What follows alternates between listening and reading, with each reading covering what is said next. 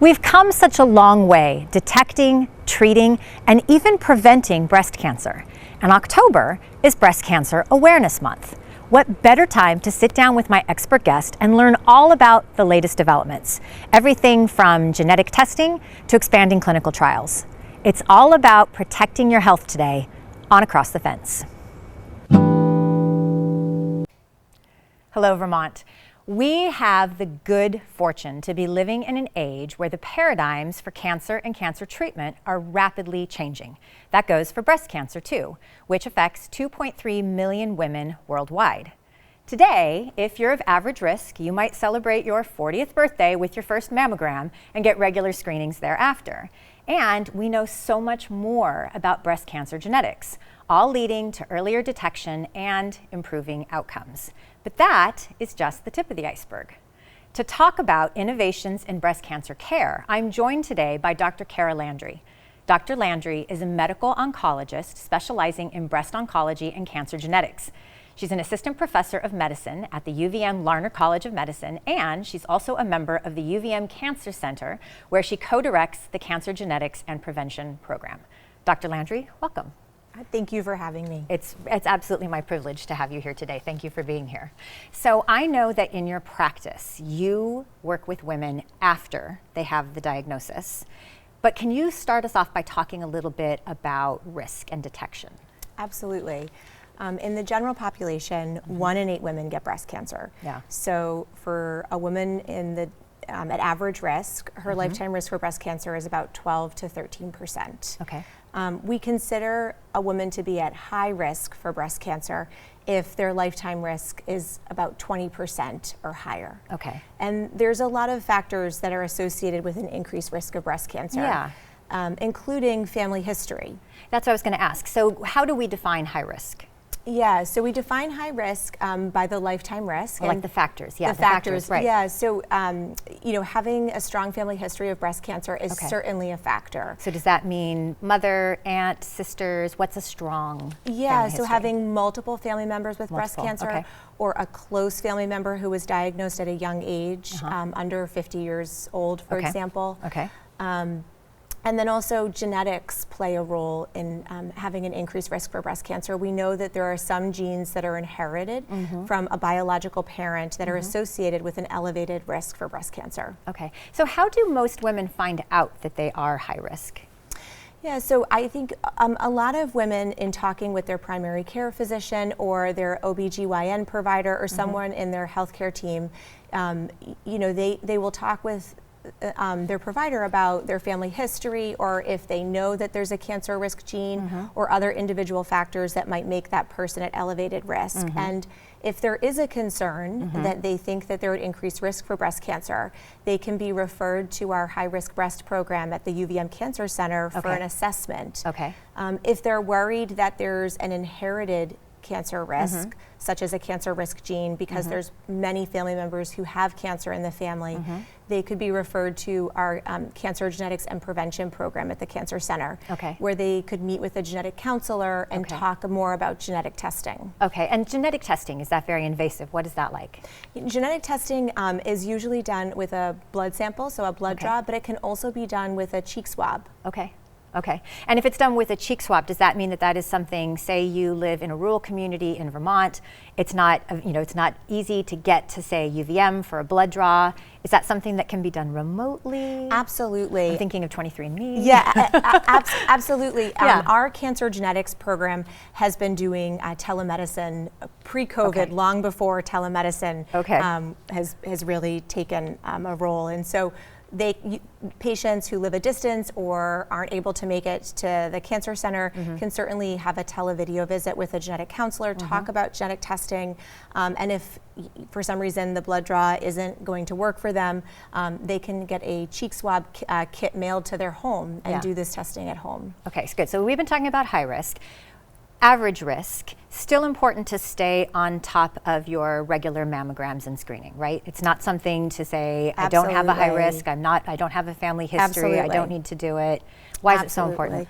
Yeah, we know mammograms save lives, and early detection, not only does it save lives, but it can also mean less invasive treatments if someone's diagnosed with breast cancer. So meaning a less intensive surgery, radiation, and therapies such as chemotherapy. And then for women who are high risk, we oftentimes will think about supplementing or adding more screening and prevention strategies such as breast MRI in addition to mammogram. Okay, so for women who do get the news that they are high risk, how does life change after you get this kind of information? What does your healthcare life look like? Yeah, so finding out that you're at increased risk for breast cancer means that your provider will talk to you about opportunities for increased screening and prevention strategies. So in the world of breast cancer, that may be adding a breast MRI to an annual mammogram. There's also prevention strategies. There's medications such as tamoxifen that have been shown to reduce the risk of breast cancer. Okay, all right. And I know that this is a personal area of interest for you, and that you want to talk about your study? Yeah, thank you for asking. So our study is specifically for patients who have a cancer risk gene. So it's a hereditary cancer syndrome, meaning that you've inherited a cancer risk gene and you have an increased lifetime risk for cancer because of that. And this study is looking at following patients regularly in a dedicated cancer genetics clinic, which is something that we haven't always been able to offer. And really looking at how does that regular routine follow-up impact patients' adherence to cancer screening and prevention strategies? And also, what is the impact on patients' distress and how they perceive their care has been coordinated? Yeah, because I think you said that oftentimes patients, they get this information, and maybe it was 10, 15 years ago, and now the onus is on them in order to do all of these things. And so your study, you're trying to interact with that. Absolutely, and a lot of times, these cancer risk genes involve meeting with multiple subspecialists, and coordinating that care can be a lot. And also, I think too the guidelines have changed. We've learned a lot more over the past decade.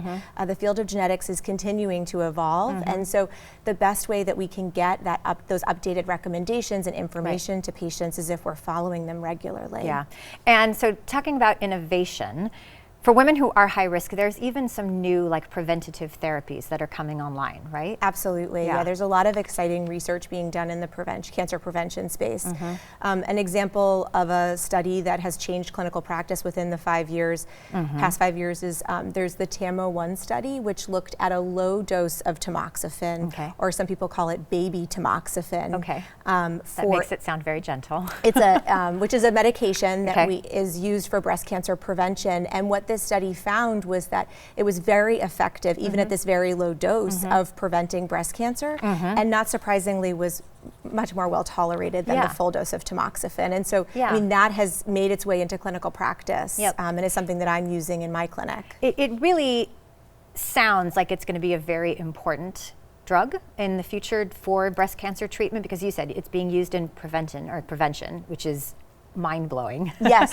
Yeah, exactly. Because it was so effective in the preventative setting, there's now a clinical trial which the UVM Cancer Center is participating in, looking at this low dose of tamoxifen in breast cancer treatment. And so that's, I think, a really great example of how a study in cancer prevention has now made its way into breast cancer treatment, potentially. Yeah, because there have been many other innovations in treatment too, right? You want to talk about some of those? Yeah, cancer care has we've come a long way in cancer care. It's moving towards personalized care. Absolutely. And there's ongoing research that's really constantly finding new therapies and better ways to deliver cancer treatment. And at the UVM Cancer Center, what that means is we really try to have a variety of clinical trials across many different cancer subtypes, many different stages, so that patients can have the opportunity to participate in this research. Yeah, and we talked a little bit about rural communities and the opportunity to do televideo, etc. If you are in a rural community, do you need to be able to get to a metro area in order to receive this type of care? I mean, what does breast cancer treatment look like when you are not in like a Burlington? Yeah, I think it's a really good question, and I think it can be a mix of televideo and in person. For some of the treatments, patients have to come in, and there are certain things you have to be in the physical space. Yeah, for infusions, for example. But we try to work with patients if there's a way for them to get the care closer to home, and that's going to be the best plan for them. Then we try to help coordinate and facilitate that care. Yeah. And when we can do televideo or telemedicine, I think that's a really great tool, especially for patients who are coming a distance and need, a check-in that doesn't involve, say, a physical exam or an infusion. Yeah, right. Okay, so my mom had a different kind of cancer, but I do remember being in the oncologist's office and you hear cancer, and then after that, everything is a blur. Yeah. So what's your best advice for women who are going through a breast cancer diagnosis? Yeah, going through breast cancer treatment is an incredibly challenging journey, right? And it's unique for everyone. But the advice I give patients is, to really advocate, ask questions, ask for support, ask for help. And I think it's really important to identify a healthcare team that you trust and that you feel comfortable with. And also try to stay positive, knowing that you can get through this. Right, because survivorship is really now part of the conversation about breast cancer. What do you say to survivors? What should they do in order to continue to protect their health?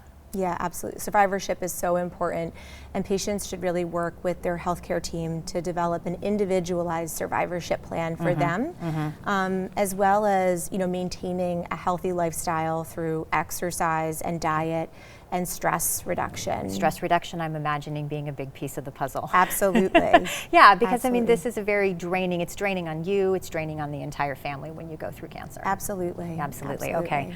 So we have done our best to tackle a lot of information in a too short amount of time. So for more resources from the UVM Cancer Center about breast cancer and cancer genetic testing, check out the links and the QR codes on your screen. Dr. Landry, thank you so much. Thank you. Really appreciate you being here. Thank you. Also, Stephanie Niffick, this one's for you. As always, Vermont, thank you for learning and exploring with me today, and thanks to the team that makes Across the Fence possible. I'm Amy Finley. This is Across the Fence. Come back and let's learn and explore again tomorrow.